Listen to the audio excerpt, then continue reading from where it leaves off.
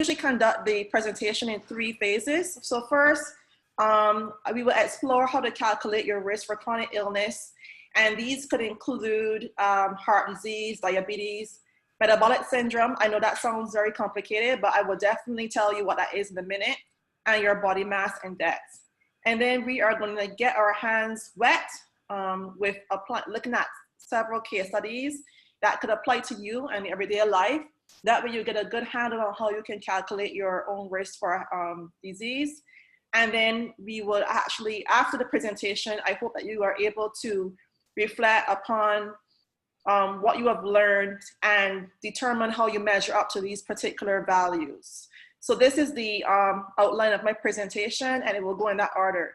I call this model experiential learning because you're exploring a particular issue, you're applying that particular issue to case studies and your daily life, and then you actually reflect upon what you have learned so that when you do that, you're able to share what you learn with other people.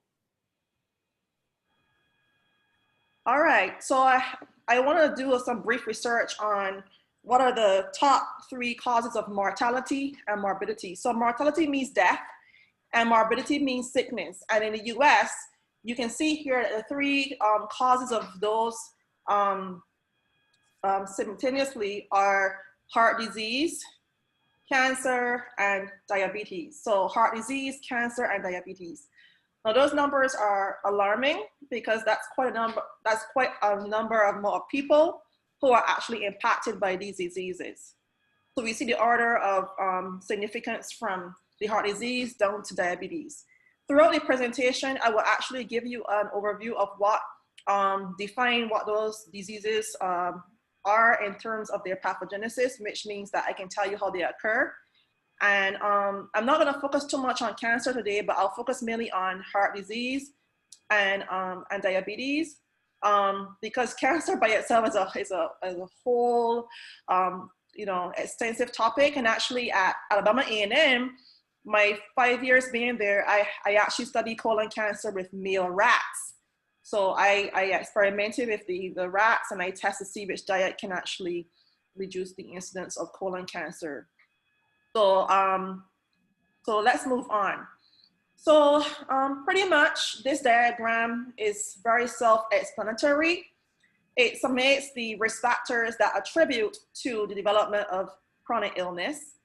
And as you can see here, it's showing like a balance, like a seesaw, where it shows 3 main risk factors, which include the amount of calories you take in. So that is defined as energy intake. So the amount of calories that are taken in from, sugar, processed sugars and high fat diet.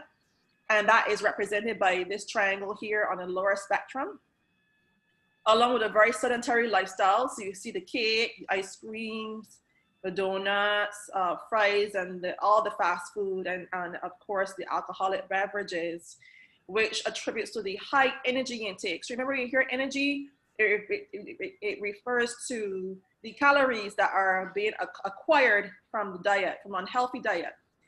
And then we see here genetic nutrient imbalance. So some people are predisposed to diseases based on their genetics, which is usually a very small segment of the population.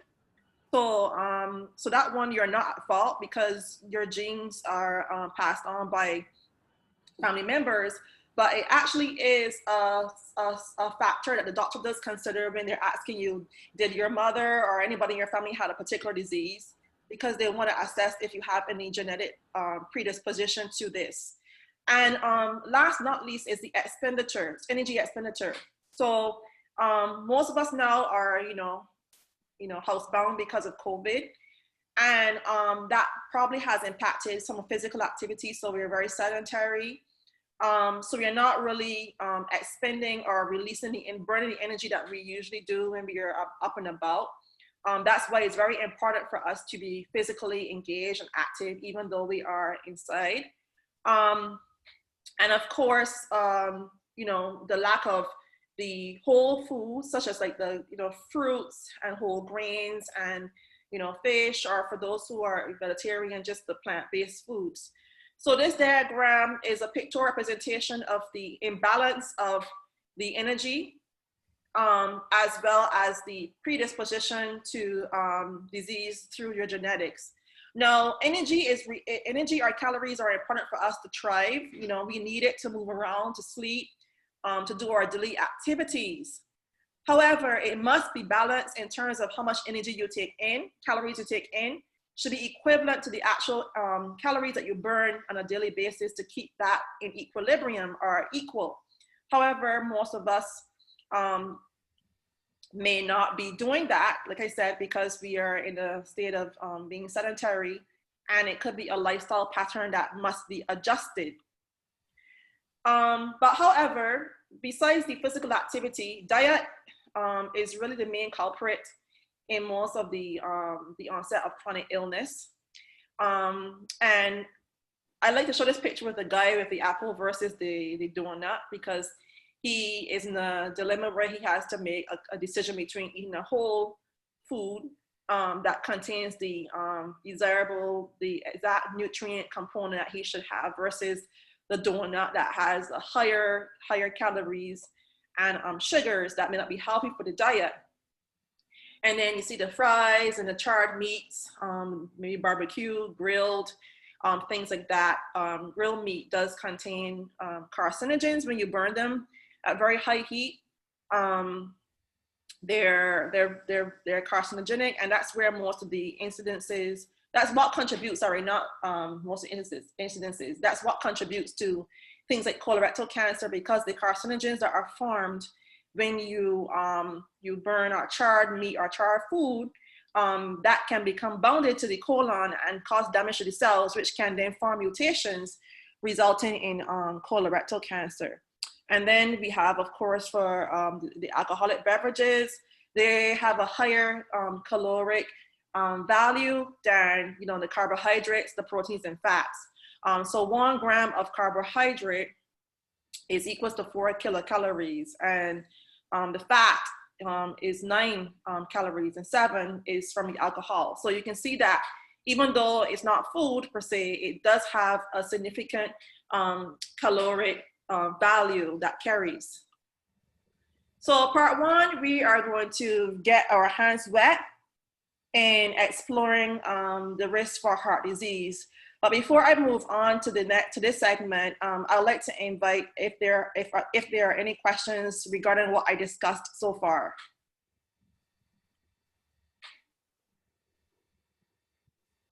Well, your silence is golden. This means I'm doing a fantastic job then. All right, so what is cardiovascular disease or heart disease? So when you hear cardio, you think of the heart. When you think of vascular, you think of like veins or some kind of system that leads to the heart. And those two words coined together means that the heart is the major battery of your body, of your life. You know, that keeps you alive. It pumps blood around the body for several reasons, for us to breathe, because the blood carries oxygen to our lungs. The blood also carries the nutrients to our intestines and to our various cells that keep us animated. And so basically, when you have a cardiovascular disease, it means some part of that vascular system to the heart is blocked by some plaque that has built up. And how does that normally occur? Common main things. So you may be increased diet in high fats, unhealthy fats that can become stuck onto the veins, the arteries itself. So if you think of a pipe, you know, when you put grease or oil down your drain, you have to use some liquid plumber to, block that plaque and grease that's built up. So imagine that happening in your arteries, right? Where you consume so much unhealthy fat that it begins to deposit on the sides of the arteries, and then it becomes so blocked that the blood cannot get to the heart. And then what happens? The heart muscle begins to die, and that's when you have a cardiac arrest, right? Because the heart is not getting the supply of oxygen that it would need to pump. Also, what is another characteristic of cardiovascular disease is the high blood pressure, because of this, when the artery is becoming very blocked with a plaque, as you can see here, the blood has to go through a small little like space that exerts pressure on the blood vessels, which cause it to be high, because the amount of pressure that the heart has to pump to get that blood through that hole, it is very, very high pressure. So as you can see, the high cholesterol and also high blood pressure are related to the incidence of cardiovascular disease, okay? So I hope I was able to give you a good pictorial representation. Now, I give you a chart here, and I don't want you to get confused by the numbers or get overwhelmed, okay? So I have a table here that shows the heart health parameter, and then we have the ideal values, okay? These are the ideal numbers that you should have as a healthy person, okay? That's the perfect body, perfect cardiovascular system. It should be those numbers, okay? So when you go to the doctor and they take your blood cholesterol, they're looking for two types of cholesterol. You have the HDL and the LDL. I call the HDL like happy cholesterol because like the H, and they call the LDL the loser cholesterol because it's bad, okay? So basically these HDLs and LDLs are produced by our bodies, okay? They're produced in the liver by the bile. And cholesterol is very important molecule because it produces bile. Bile is a green pigment that is used to help us to absorb fat when we consume in the diet, okay? When we eat food, it contains carbohydrates, it contains proteins, it contains fats, vitamins, and minerals. But for our bodies to use it, the gallbladder has to produce the green pigment called bile, and the main component of bile is cholesterol. So when you eat foods that contain unhealthy fat, which is normally saturated fats, what happens is that, of course, bile is produced, but what it produces to carry that unhealthy fat is the LDL, the bad cholesterol. The bad cholesterol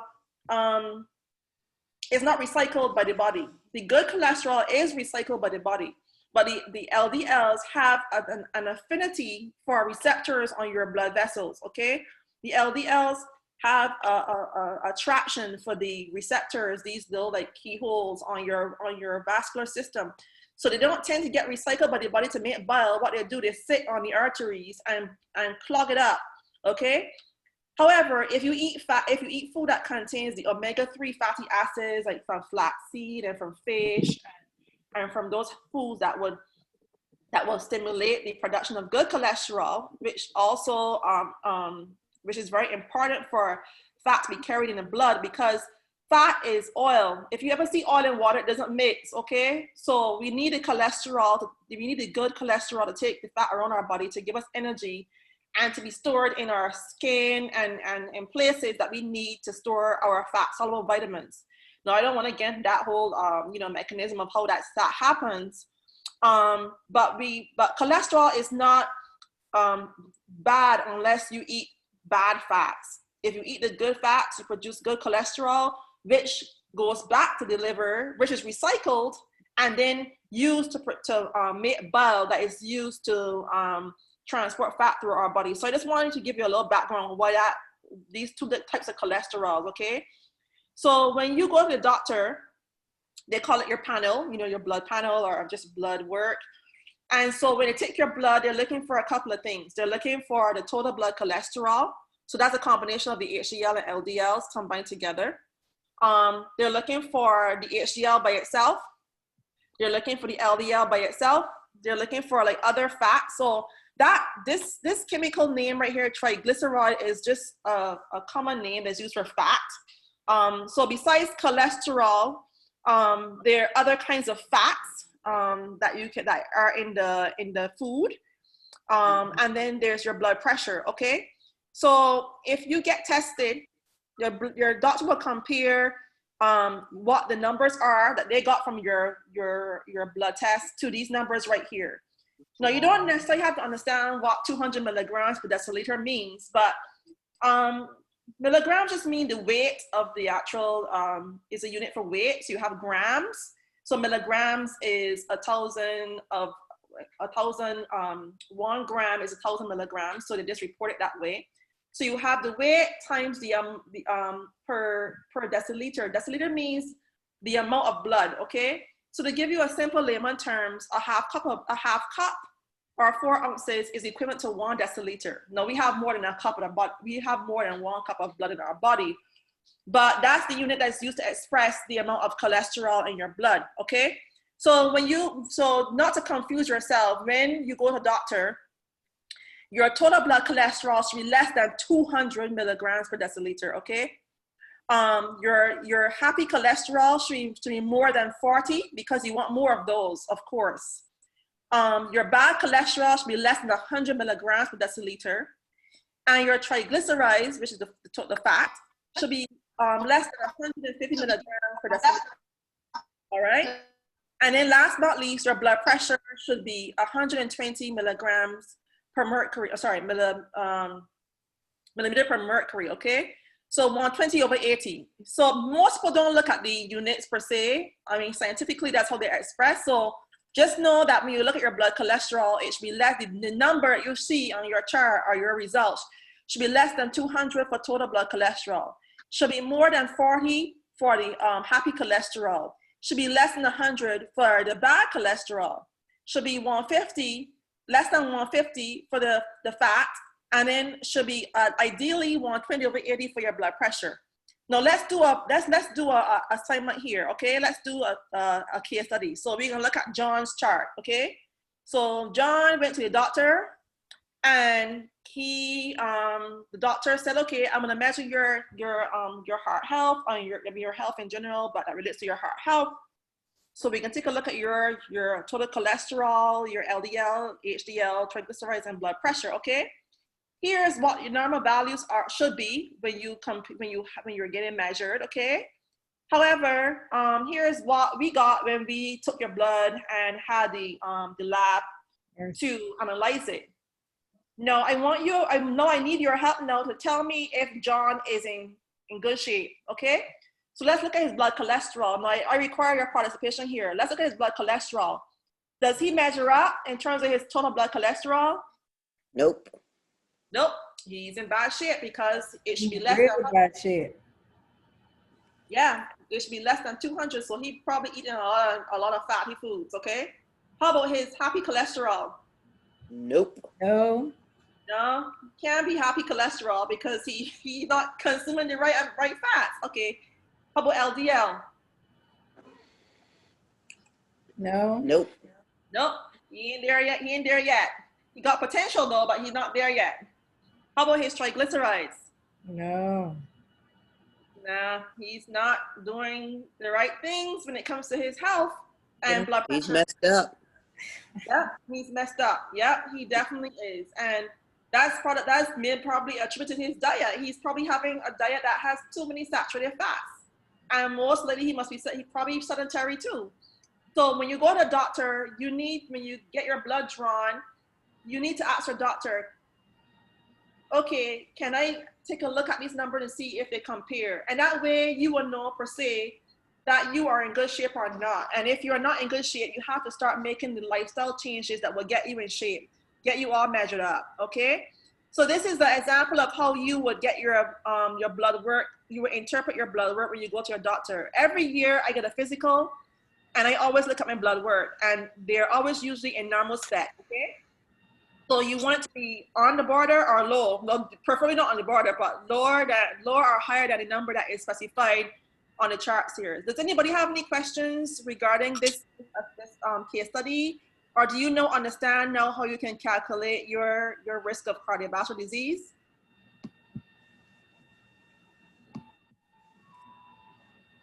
Anyone? Good. Good, perfect. Now let's move on. So you all are right. No, no, no, no, no. So that was the consensus. All right, so now the other one we can do, this looked very complicated, but I want you guys to stay with me, all right? There are calculators online that you can use to calculate your risk for a heart attack in 10 years. I had a question from one of the audience. I present this tool before that asks why 10 years? That's the golden standard. They normally do it in 10 years. Perhaps maybe it takes very long for this to occur, you know, and it builds up after a while. So maybe 10 years was the golden standard. I tried to figure out why it was 10 years, but it didn't give me any particular reason. So that's the first disclaimer right here. However, this short exercise will help you to determine your risk for heart disease within a decade, okay? So if you have a higher risk, you might want to start making modifications to your lifestyle right now, okay? As I mentioned to you, there are several calculators that can definitely do this for you. You don't have to do it manually, but I just want to give you an idea of what this looks like. Now, if you're worried about having the information after this presentation, I will share a copy of it to Linda, and she can distribute it to you guys to have for future reference, okay? So when you're looking at calculating your risk for heart disease or heart attack, sorry, there's a couple of things that they look for that you should that is assessed. Sorry, your age, if you are a smoker or a non-smoker, your systolic blood pressure, your cholesterol number, your HDL, your happy cholesterol, and based on those number of points you accumulate from each of those ones, then you can determine whether you have the percentage risk in 10 years for heart disease, okay? So you see there's two color schemes. You see there's green for female and there's blue for male. So since we're gonna calculate John, we can use John as an example again. Risk for heart attack in 10 years, we will look at we would then use his chart to do so, okay? Now, so let's see. So let's look at his age. So he is 35 years old. So what we do is we go to the first segment of the chart and we look for the age range that will put him in 35. So we see this one, right? So that the points we have right here is -4, okay? So you put -4 right here, okay? So all of you just write the numbers down so we can do the total calculation, okay? I need your help to see whether on what John's risk for heart attack in 10 years is gonna be. So we have -4 points, okay? Does he smoke? Yes, he's a smoker, okay? So again, we're looking for male, and we're looking, they have non-smoker and they have smoker. So we're gonna look for smoker, okay? We're looking again for his range. So he has eight points, okay? So you take -4 from 8, you would get 4, okay? So this put -4 right here, and we have 8 points right here, okay? Sorry, hold on. Yes, 8 points. Then let's go on to his systolic blood pressure, okay? So here is female, here is male. So what's his blood pressure? His systolic one is 160, okay? 160. So let's look here in the chart. So it might be, let's say equal or greater than 160. So he lands here. So let's assume that he's untreated. So let's put 2 points, okay? So we have -4, we have 8, we have 2 points right here, okay? Now let's look at his total cholesterol number. So again, we are looking at the blue chart because he is male. And so his total cholesterol was 1,000 milligrams per deciliter, okay? So we know that he's 35 years old, and we're looking at the chart right here. So that is less than 160, that's 160 to 190, okay? It's above 280, okay? So it's gonna be 11 points right here, okay? And then last but not least, what is his HDL? His HDL is 10 milligrams per deciliter. So let's look for male. So he has less than 40, he has less than 40 milligrams per deciliter, so he has 2 points. Now I want someone to add up those points for me and tell me what you get. So -4 plus 8, so that'll be 4. 19. 19, okay, so let's look for his total risk now, okay? So these are the points, so you got, and this is the percentage for the risk, okay? So let's look for 19. So we don't have 19 in the chart, but it's greater than 17. So he has an equal or greater than 30% chance in 10 years. Now that's quite high, right? Maybe like 50% is in midway. So he is definitely on his way to having he has a high risk acquiring heart attack in 10 years, okay? So that's how you will go about doing your own calculation to see what your percent risk for a heart attack in 10 years is, okay? Mercy. So he needs to make some dietary changes, okay? So if he's greater than 30, he's not in good shape. He needs to get his act together in terms of getting his his medical profile modified in terms of his diet and becoming more physically active, okay? So he needs to get in shape. Let's see here. So reflecting, do you know your risk for heart attack disease numerically? So you will do your homework. Next time you go to the doctor, you want to look at the ideal values. Then you want to compare what their blood tests were to these values, and then you can see if you measure up. And if you don't measure up, then you need to discuss with your doctor or your dietitian or your coach, your physical education coach or fitness coach, how you're supposed to get yourself together down to the specs that you need to do, okay? Now, this chart, I want to say that if you do it by yourself, this does not replace the advice of a doctor. So I would say I'm giving you tips on how to evaluate your risk, but at the same time, you do need to consult with your medical practitioner to get more advice on how to minimize your risk of cardiovascular disease. All right, so how was that so far? That was good. That was clear. Very good. All right. So now we are moving on to exploring your risk for type 2 diabetes, all right? Okay, so what is type 2 diabetes? So there are many types. There's about 3 types. There is type 1, which is genetically acquired. That's not your fault. It's based on a gene that has been passed on from your maternal or paternal genetics. There's type 2, which is caused by diet. And then there's gestational for those moms who become pregnant and the immune system is attacking itself because of the pregnancy, okay? So basically, sugar is very important. Carbohydrates or sugar is very important nutrient for us to survive. Actually, the body prefers it as the first source of nutrients for energy. That's why if you feel like kind of hungry or lightheaded, you can suck on a mint or a sweet and you feel really, really good, because it does do 2 things. One, it is the main fuel for you to animate yourself. And number 2, it causes dopamine, which is a hormone that makes you feel really good, or like they say high, you have a sugar high, makes you feel really, really good. And that's the appropriate terminology for sugar high, where the dopamine is released. You feel pleasure and you're like, oh, that was good, right? That's why our bodies crave sugar. However, if you overindulge in sugar, it causes problems. It causes serious problems. And that problem is type 2 diabetes, okay? Now, when you eat sugar, whether it's in the correct amount or in a height more than what your daily intake is supposed to be, the body produces a hormone called insulin.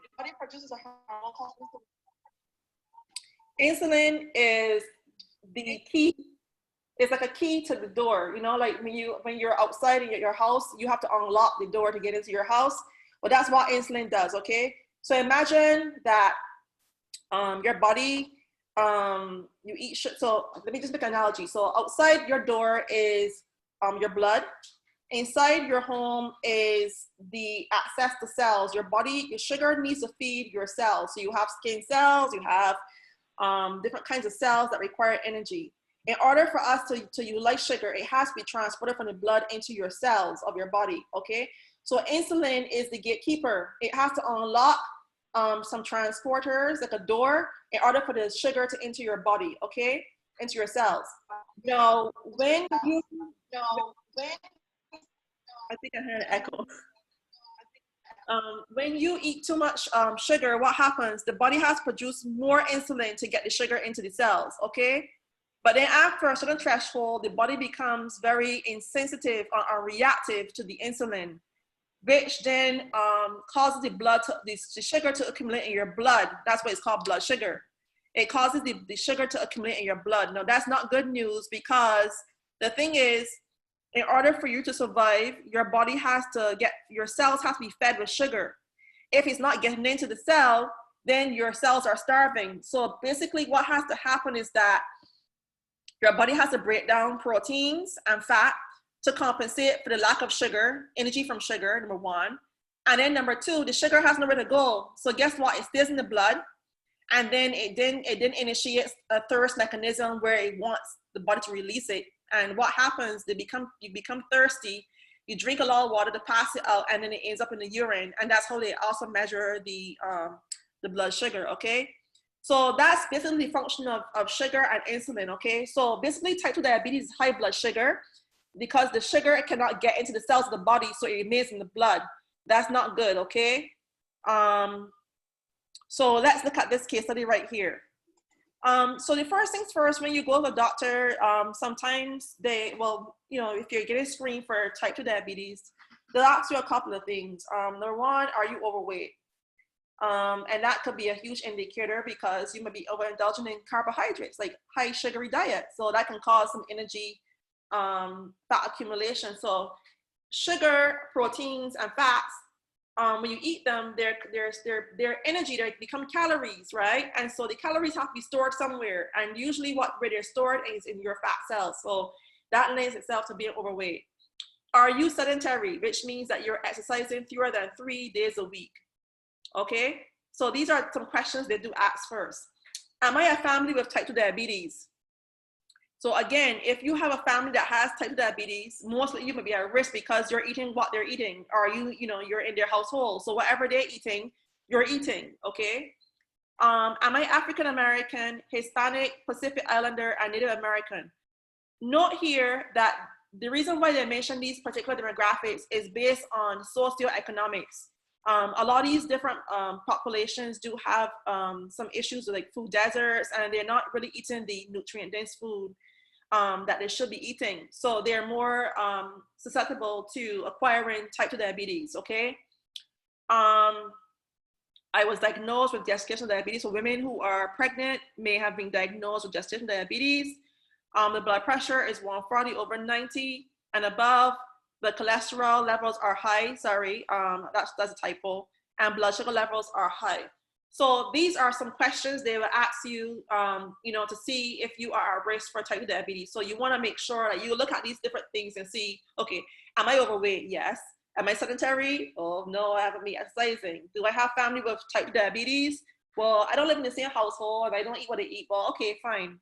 Am I Black, African American, Hispanic, Pacific Islander, Native American? Okay, check, I'm one of those. Well, I never had children, so I did not have gestational diabetes. Like blood pressure over 140 over 90? No. But again, these are questions you need to ask yourself to see if you are at risk, okay? Now let's move on to the next question. Okay, now let's reflect. So how do you measure up? When you go to a doctor, they have a little machine that you can prick your finger. I don't like that part. I'm extremely scared of pricking my finger. But now they take your blood, so you can worry about the needle going into your artery. That's fine by me. I prefer that over the finger prick. That's weird. That's kind of scary, but at the same time, either method does help you understand where you're measuring up versus your to see if you're at risk of type 2 diabetes, okay? Now, what they do is they have a couple of numerical ranges that will help you to understand where you're at. So the one we can look at is the HbA1c, which is the percent number of glucose that's attached to your blood cells. That's the percentage. That gives you an idea if it's, is it 5%? Is it 10% of my total blood? Is it 15% of my total blood volume? Okay, fine. From excellent, good, and poor. So the ones in the green range are usually the ideal ones they want you to see, the doctor wants to see. The orange one is more like, okay, yeah, that's okay. It's not the greatest, but it's doable. And the poor is in the red range, okay? And then you have the glucose levels, which tell you how much sugar is actually in your blood, okay? And that's measured in millimoles per liter. Now these units may seem kind of like you know, the language is very scientific, but I want you to pay attention to the numbers only, okay? So don't be confused with this, okay? So whenever you go to the doctor and they measure your blood for sugar, you ideally want it to be in the range, so your HbA1c is the amount of sugar, the percentage of sugar attached to your blood. So it's between 4 and 7%, okay? This is usually during fasting. Fasting, that's what they make you not to eat. You can't eat when you go to the doctor to get your blood sugar tested. They want to make sure that you are in that range once you're fasting, okay? So ranging from 4 to 7 is in the range that you're supposed to be, okay? I prefer like the 7 range. 8 is like kind of borderline-ish to like poor, okay? So you want to, when you check your percentage amount of glucose in the blood based on the HbA1, then you want to make sure it's between 4 and 7, okay? Then when you look at the amount of glucose in your blood, a sugar, they usually call it glucose. It should be between a range of 2.6 to 8.2. I like the number 7 anyways, but it should be in that range, okay? So you don't have to worry about the units because you may not understand what they do mean, but mole is just the amount of sugar in a particular substance, okay? So the amount and the percentage, okay? So the HbA1c measures the percentage amount of sugar bounded to your blood, okay? So, and this would be 7%, okay? It's 4%, 5%, 6%. So you want it between 4 and 7. And when it comes to the amount of glucose or amount of sugar in your blood, you want between 2.6 and 8.2, okay? These are good ranges. So when you can buy your own blood sugar machine like this one to check it out. This will measure the amount of glucose, not particularly the HbA1c. That will have to be done by a lab. So so this device will measure this one, okay? So you want to go to the doctor and really get that checked out. In the US, I think they use milligrams per deciliter. I don't think I gave those values here, but I would add it to the slide when, because there is a conversion factor for that one, okay? So if this seems foreign to you, in the US, they use milligrams per deciliter. In the Caribbean, they use millimoles per liter, okay? So I just wanted you to see that. Actually, it's here. So these are the values for the milligrams per deciliter, so between 50 and 150, okay? So this person right here has 104, which is okay. That's a good number. So you have the HbA1c. If you're in the US, they look at milligrams per deciliter. And if you are in the Caribbean or Europe, they may use the millimole per liter itself, okay? So these are the numbers that you have to look at between excellent and good. Okay. Now the third part is exploring your risk of metabolic syndrome, okay? So metabolic syndrome, I mentioned in the outline previously that it was a complicated term. So metabolic syndrome is when you have more than one of those diseases combined. So you will have a mixture of heart disease and diabetes, or a mixture of heart disease and cancer, or a combination of all three, right? So that's what it really means, that you're having predisposition to having multiple of those diseases occurring at the same time. Now, first of all, again, you want to check your doctor again to confirm all of this information. I am just giving you some very quantitative tips on how you can assess yourself. But if you see that you're out of spec, the first things first, don't panic. Just go to your doctor and get everything confirmed, okay? So we call it the apple versus pear shape. Now, when I say apple, it is, you look at your stomach, you don't see a six-pack, you see a big balloon of fat on your stomach. That is the apple shape, okay? That is the apple shape, where you have a protrusion in front of you. A protrusion where you can't either see your toes or you can't see your six-pack because your abdomen is underneath there, okay? Everybody has a six-pack. If you're not seeing those and you have a layer of fat over it and it's protruding, that's the apple shape right there, okay? So that indicates some higher risk of health-related problems that are occurring, okay? It may not be the final judgment, but it is indicative that you are having subcutaneous fat on the stomach, okay? That's the apple shape. The pear shape is more like a flat stomach and even fat around the hip area. It's not saying you have huge hips. And the apple shape is not only related to women. They use in this particular case a man and a woman to look at the apple shape, which is, I think that it's a bit biased. But what I want you to see is that the apple shape can occur in a man or woman. So if you see the protrusion in front of you, again, that is an apple shape. If you see if you can see your six pack or your tummy is flat, then you're at lower risk of those problems. Okay, so that's the first way of looking at that qualitatively, just like look at the mirror and see what's happening. Okay, then so let's look at this. So when you're calculating when you can't see anything going on in the mirror, you can actually do a measurement using the measuring tape.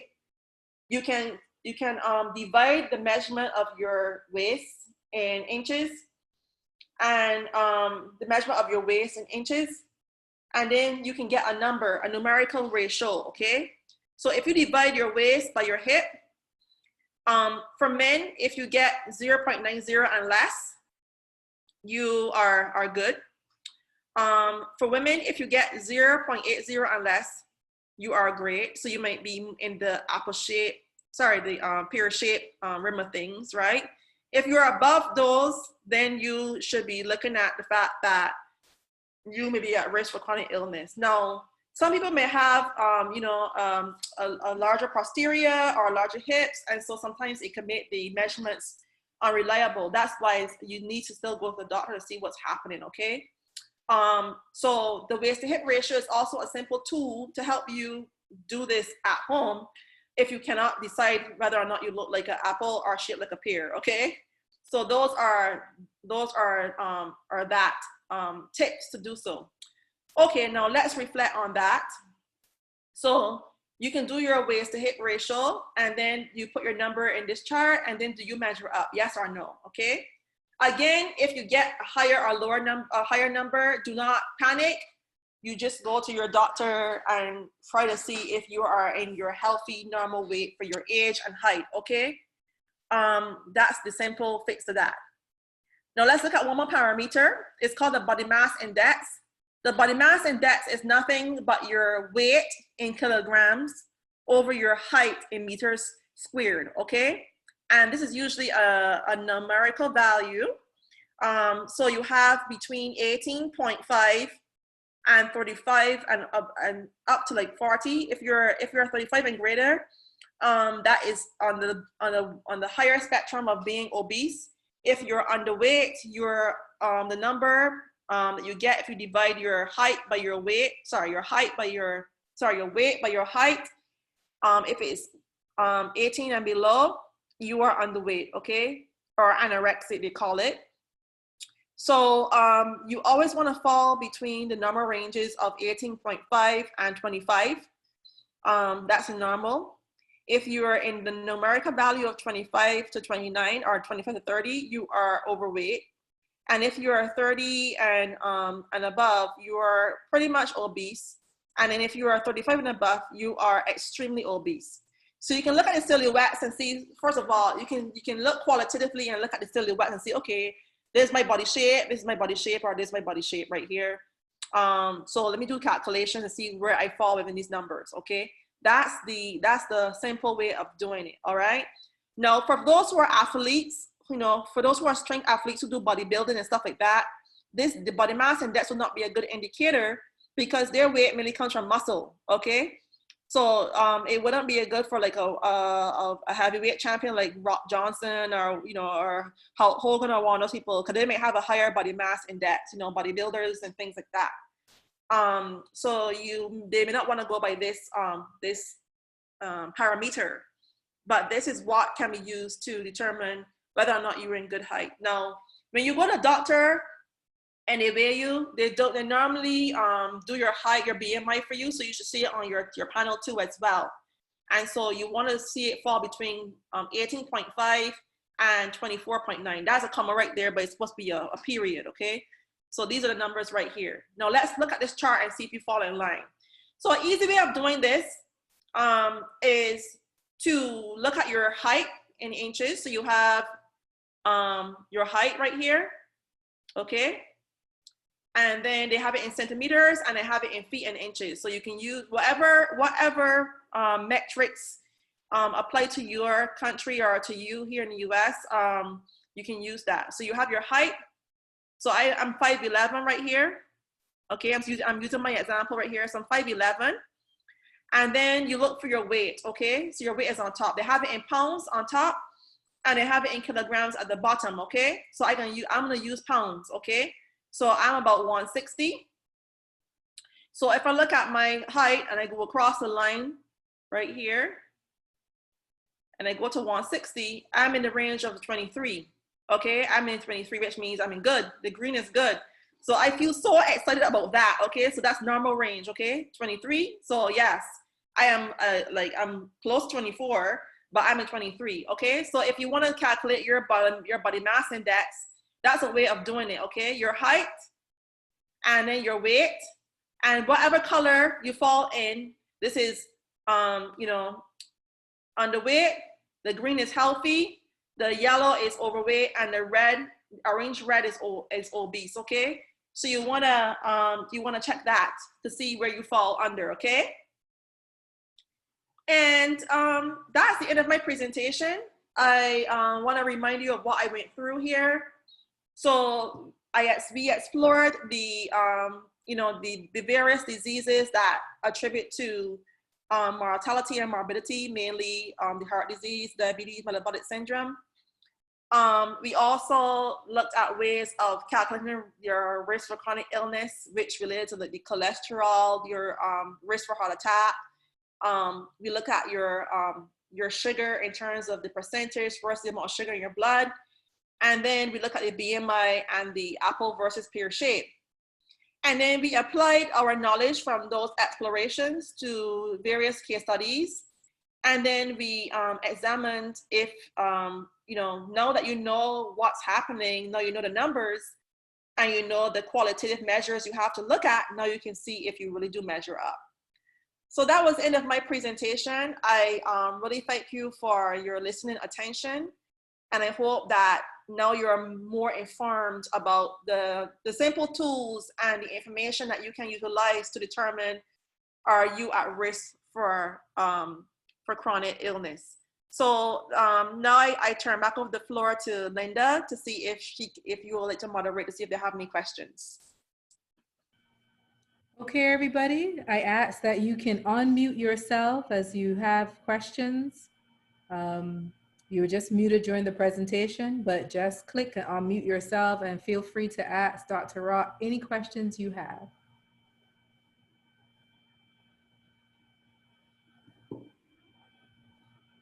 It was pretty straightforward, I thought.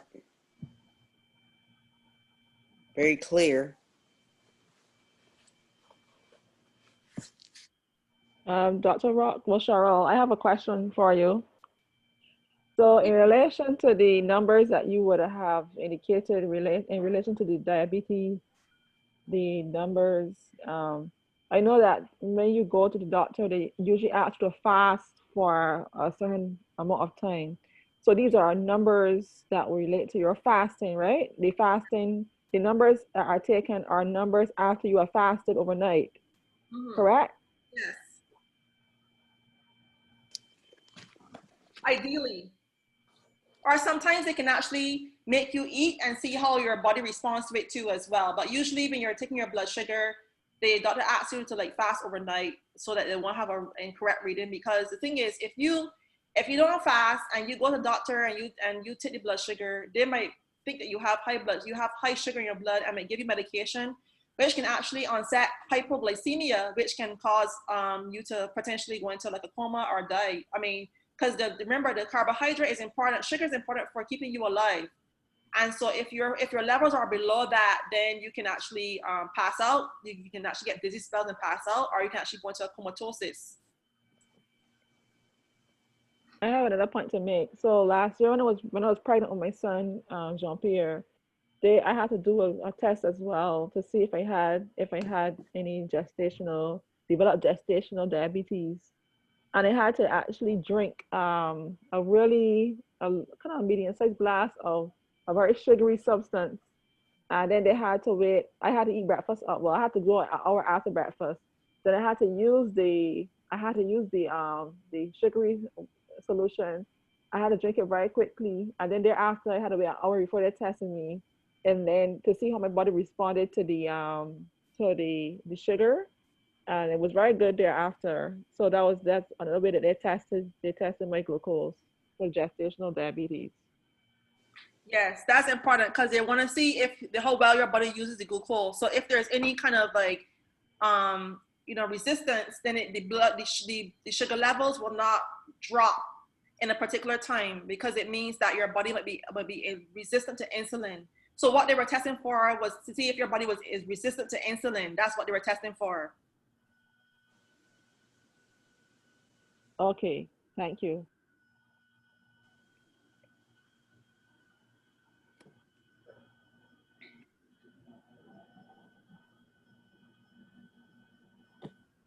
So it seems like it's important when you go to the doctor and they run these labs that you should come away with a copy. Yes. For me, when I go to my doctor, they have like a database where you can actually see your numbers, like on my chart. They usually give you a printout when you go there. But if you don't get the printout immediately for your basic things like temperature and stuff, my doctor usually give me a copy of my results on my chart. And so basically the reason why knowing those numbers are important, I mean, and of course the doctor will tell you if or not your numbers are abnormal. But then the good thing is that when you know these things, you can ask intelligent questions. So you can say, okay, well, my blood pressure was like 130/40. I mean, that's not in the normal range, but is there an indicator of me having a risk for cardiovascular disease? And the doctor said, basically you might have had white coat syndrome because when I look at your cholesterol and all the other like stuff, it was in normal range and actually very, very well. I mean, your stats were looking good. Probably you were just a little nervous. So knowing your numbers do actually help you to interpret your results, number one, and number two, it stimulates you to ask intelligent questions to your doctor when something is not in alignment with what the normal values are. So yes, to answer your question, you should get a copy of them. And usually it's at no cost to you to get a copy of your numbers. And if there's anybody on the line who would like help with that, there's a little booklet that I can send you the page, and that way you can print it, and that way you can accumulate it, because then you will see every time you go to the doctor, you'll be able to look at those numbers and see where you were last time, where you are this time. And you can just keep on printing those pages and storing them. Yeah, if I may also use myself as an example. So when I was pregnant again last year, I had to my blood pressure checked. I mean, literally checked at every antenatal appointment. And the first time that I was confirmed I was pregnant, I used to suffer from something called like white coat syndrome, and it was a very concern. It was a doctor's concern. And what he did, he advised me to go to a heart specialist where they had to do the ECG to make sure that I didn't have any issues with my heart and those any irregular rhythms and stuff like that. And as I started to, and I had to actually try to do it at home with myself to make sure. So when I was home, I used to have the same issue, but then after a while, doing it over all the time, I started to get accustomed to taking my blood pressure. So my blood pressure was always good through my pregnancy. And so for persons who have white coat syndrome, you should still try to make sure you get an assessment of whether or not it is actually white coat. And I'm happy that I was able to have that assessed, and I know I don't have that issue anymore with the white coat. So I just wanted to make that point as well.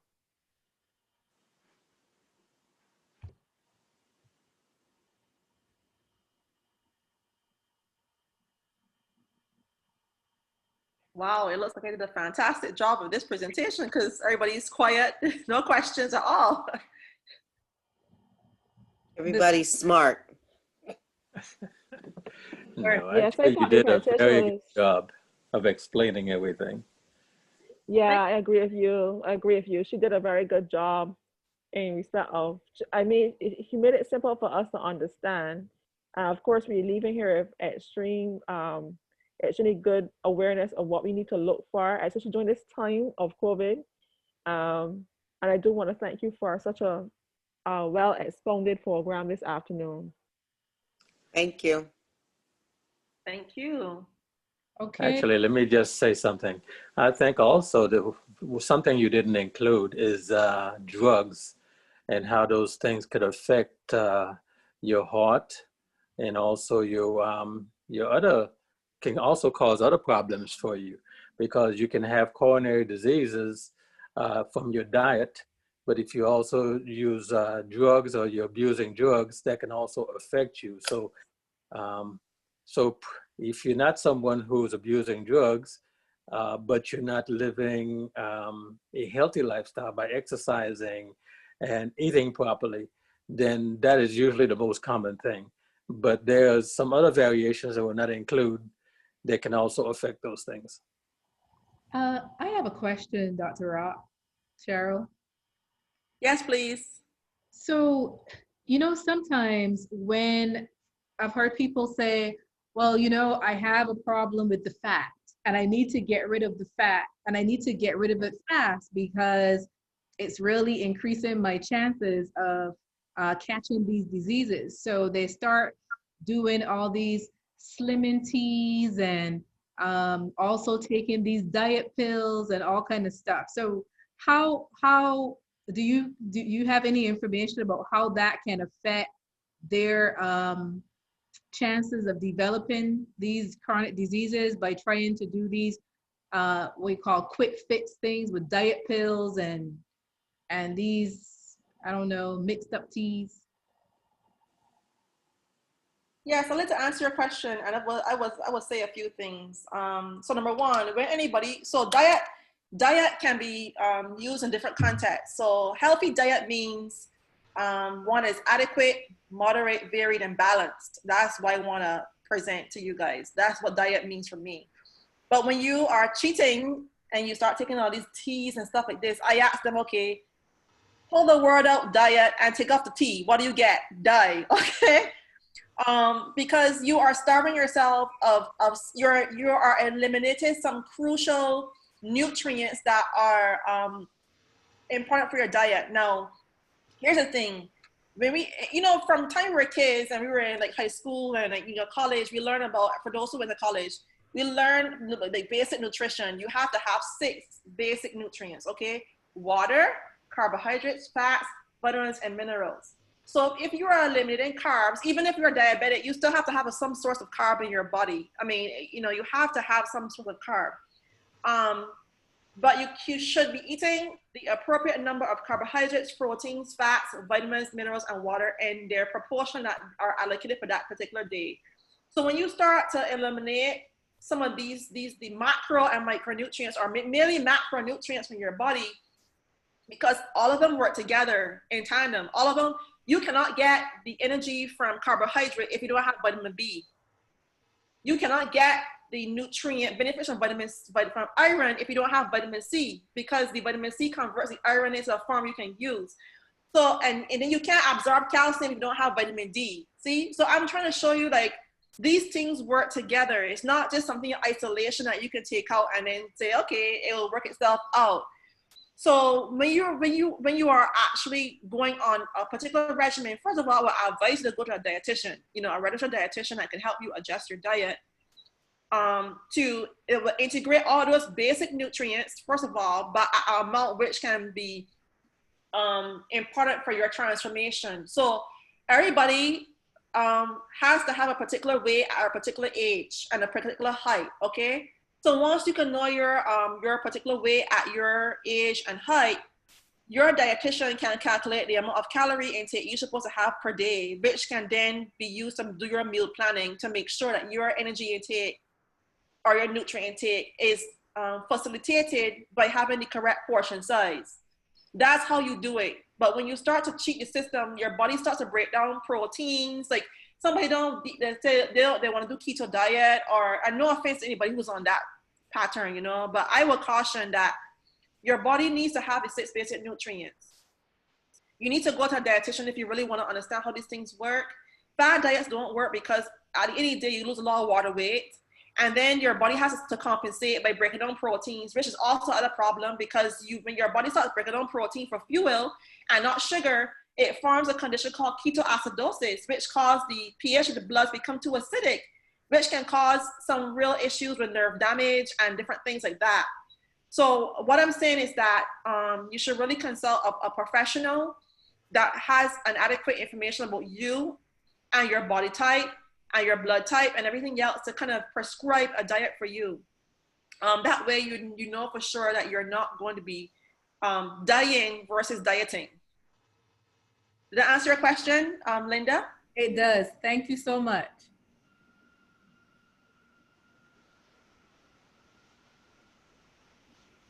Okay, if there are no more questions, we have 3 minutes left for our program.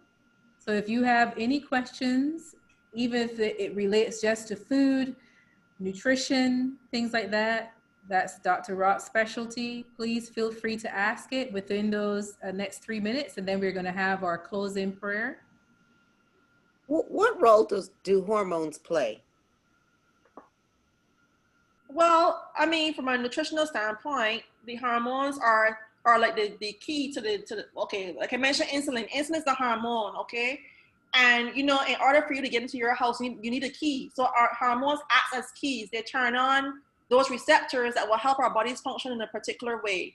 If you don't have those hormones really performing, your body can't absorb the necessary nutrients and vitamins and minerals that it needs to survive. Like for example, vitamin D is actually a hormone. It's produced by the sun. The vitamin D is an inactive under our skin, actually in the form of cholesterol. So we have a form of cholesterol that is converted to vitamin D. And when you go in the sun or you eat the food with the active vitamin D, vitamin D unlocks the calcium receptors in your bones for calcium to be stored there until you need it.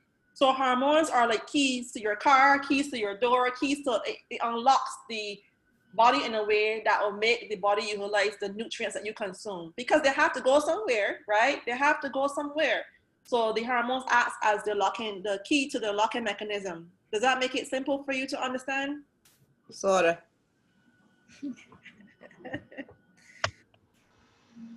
If you don't have a key to your car to unlock it, if you don't have a key to your house to unlock it, how can you get in, right?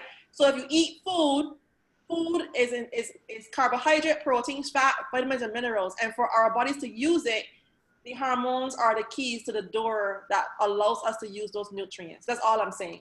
Okay.